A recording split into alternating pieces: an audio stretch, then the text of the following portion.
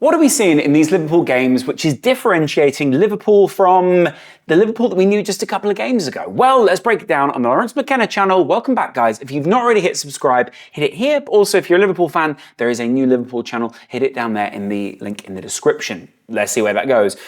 Liverpool have played quite a few games in a very short space of time, but in this period, it's kind of weird because a lot of people are going away on an international break. Obviously, Liverpool go into the international break with a pretty good result.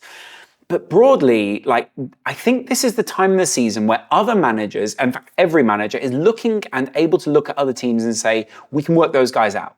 We can work out what this formation is trying to do. And so there's a mixture of tactics and counter-tactics going on between Jurgen Klopp and every team that Liverpool play right now, okay? Obviously, this is from a Liverpool perspective. They just won 3-0 at Anfield. Pretty simple, open and shut case. But against a team who are in some pretty good form. They literally just beaten Burnley, Chelsea, West Ham, and they came to Anfield on the back of a pretty good run of form after some pretty poor form, to be honest. A couple of draws and a few losses in a row.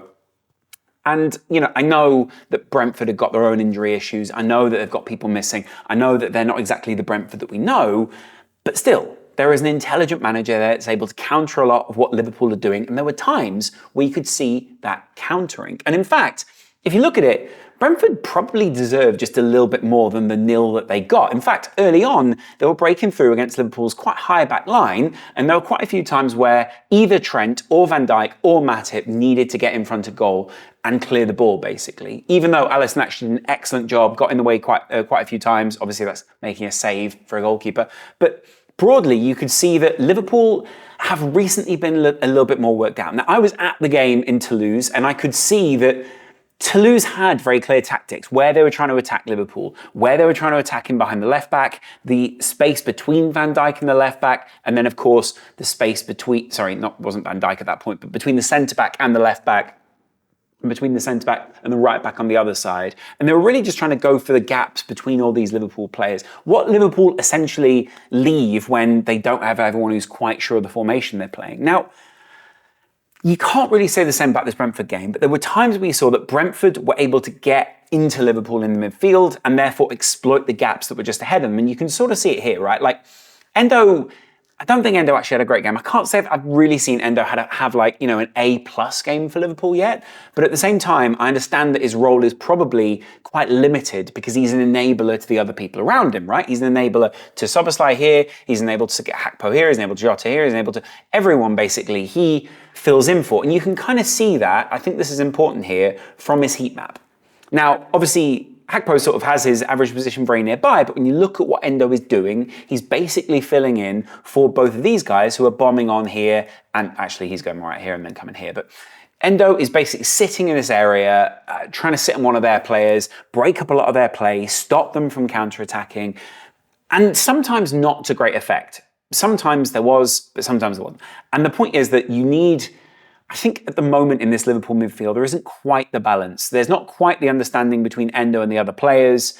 And I don't necessarily think that's his fault. I don't necessarily think that that is anyone's fault within the team. You can clearly see that Liverpool needs someone, and I mean this in the nicest way, but is kind of able to complete the midfield. And I'm not sure at the moment that Endo completes that Liverpool midfield. I think he has a very specific role. I think he's a very valuable role for this side who want to pour forward, especially when it's like this kind of a formation, right? Especially when you basically just got two at the back. There's kind of this three in midfield, which isn't really a three, it's more like a two there. And then really, that is your front line.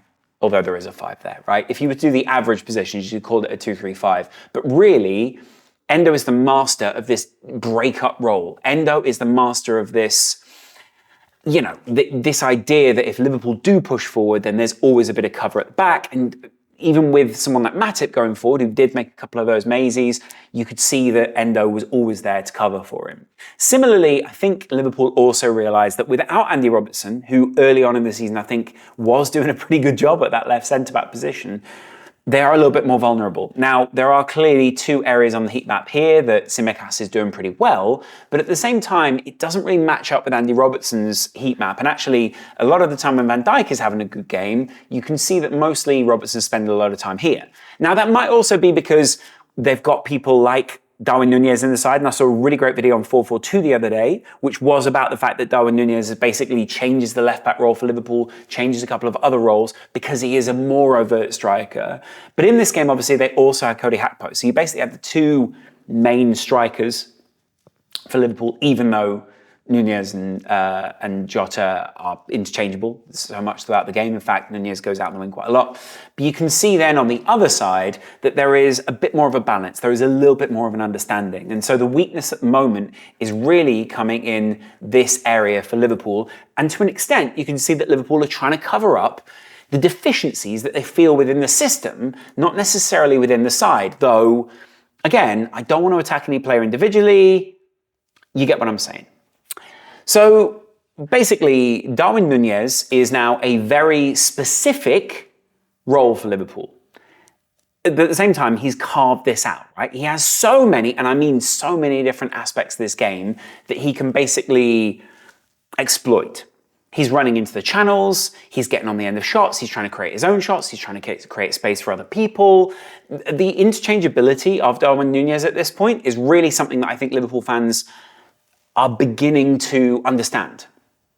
At the same time, I think playing with someone like Cody Gakpo, playing with someone like Jota is basically trying to overload that back line. Same with Salah, same with basically Tsimikas as well, and say, we are going to dominate this game, we're going to pin you back. And you could sort of see it in Brentford's average positions. I don't have average positions here, but you can see that basically, if you'd have mapped out their centre-backs, I think their centre-backs and then their full-backs were basically along a back line like that, which basically matches up with Liverpool's average positions. Equally, you can also see in this game that when they play Nunez and Gakpo along the inside, these guys are able to push Salah out wide. Now, Salah does cut inside and he scored 2 fantastic goals, but when he's getting into this kind of position, Salah's coming in here and then trying to bend the shot. I just need to take those away and need to make that a little bit thinner for you guys. He's trying to bend the shot in from there, and he did do that a couple of times, and you saw that to great effect, right? So on top of that, what you're then looking at is someone like Cody Gakpo trying to enable the rest of this Liverpool front line through pushing into these areas and basically saying to Jota, get out a little bit wider, get a little bit more down here, come into this part of the area, and basically give Liverpool a bit more balance. It's what you need to do against sides like Brentford. It's what you need to do against sides who you want to push back.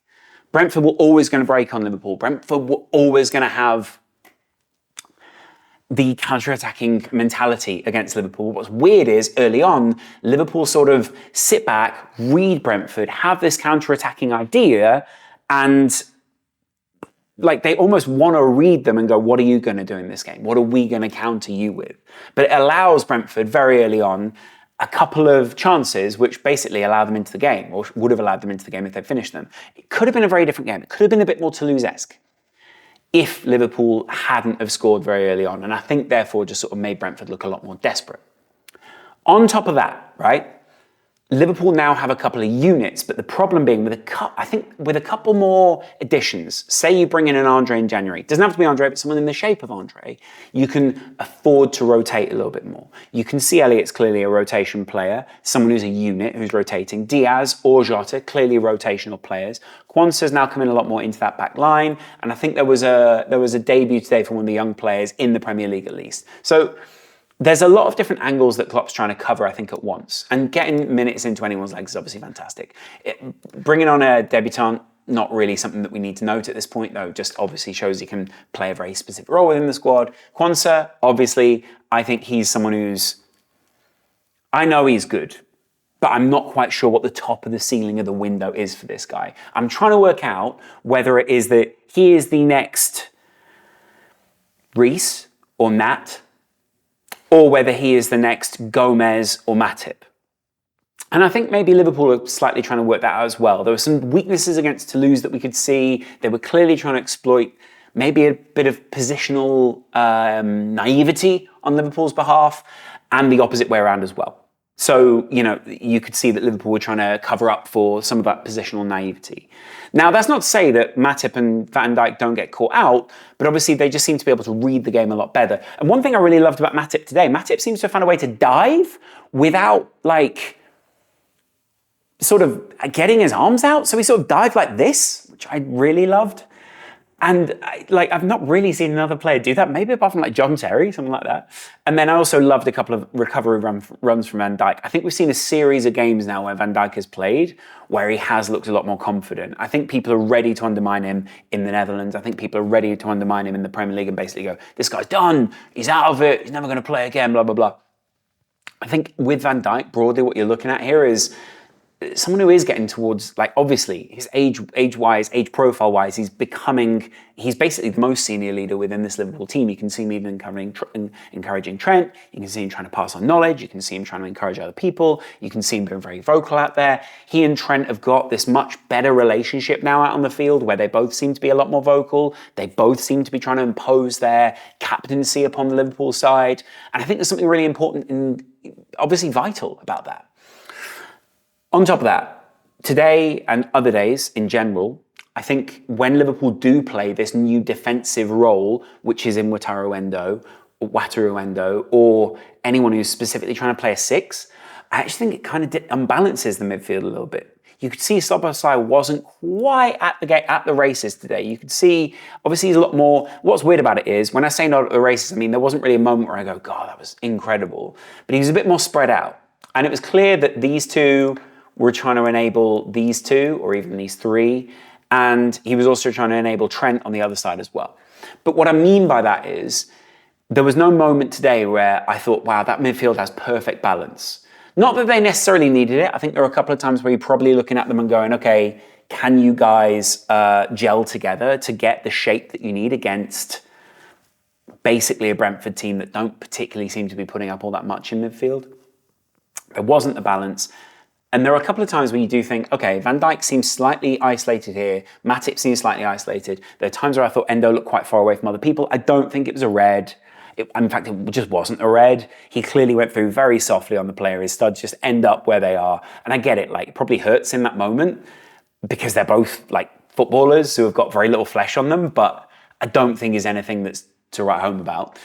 But I think there are a couple of times where you could see there were specific players that felt quite isolated because the side wasn't as balanced as it normally is. And you can normally see there's a bit more of that option. There's kind of, even if Liverpool, the ball gets away from a Liverpool player, they can kind of tow it towards them. Hakpo has that, you can see Trent has that. A couple of other players just stretch every now and again, and the ball just rolls to a Matip or a Van Dijk or whoever's in that midfield, and they're suddenly away. And you can see Brentford trying to close those doors, close those passing opportunities for Liverpool. But within that, I guess the frustration is what you want to do is maybe just be slightly more in control of it. They weren't in control against Toulouse. They weren't in control in the previous game before that, and they weren't really in control in the way that you want to be against Brentford. Now, that's not saying that this Liverpool side are bad. That's not saying this Liverpool side don't deserve more credit for the fact that they've just beaten Brentford 3-0. But I think one thing that I'm really conscious of is not hyping the team up when they win 3-0, which was a fairly conventional, easy result for Liverpool to get anyway, and evaluating the balance of the team. And I think at the moment, the team is currently struggling for that midfield balance, possibly because you're putting Trent in there at times, possibly because Tsimikas is struggling on that side. And so your two fullbacks, which you're normally so sure of, or normally so sure of what you're getting from them, not necessarily sure of them being defensively good or whatever it is, without that balance in midfield, without a Robertson there, without someone who's willing to, or not even willing, it's not a willingness, it's a knowledge and aptitude level that you can see Liverpool need. And at the moment, they're kind of lacking at that left centre-half side, and that is really unbalancing the rest of this side here. You kind of wonder whether someone like Jota could be a little bit more progressed in this kind of an area if this area felt a little bit more covered. Overall, though, I mean, obviously they're pinned Brentford back. Liverpool's 2-3-5 was countered by their 3-5-2. And really, Liverpool never really struggled. Maybe Brentford could have had a couple of goals and it could have made it a bit closer. If they'd have scored some of their early chances, maybe it would have made it a bit more uncomfortable. But Nunez had the ball in the net twice anyway. You could see he was really looking for a goal. You could see the Liverpool spirit. You could see everything that Liverpool were really pushing for today. And you could really just see that they were on the ball. And, from the first minute, you could see they were not underestimating Brentford, unlike against Luton, unlike against Toulouse. So, yeah, I think a good game to go into the international break with. Send some of those players already looking confident, have the other players training well with Liverpool. I think this is a good game to go into the international break. especially because post-international break, they have a massive game. Post-international break is probably one of the worst times to play Man City, but at the same time, let's see what Klopp can come up with. Maybe City will have had a lot of players away. Maybe Liverpool will have a similar thing. What do you think happens in that City game? It's a weird kickoff time, it's a weird day, let me know, and I will chat to you guys again. New Liverpool channel down in the description. I'll see you in a while. Much love.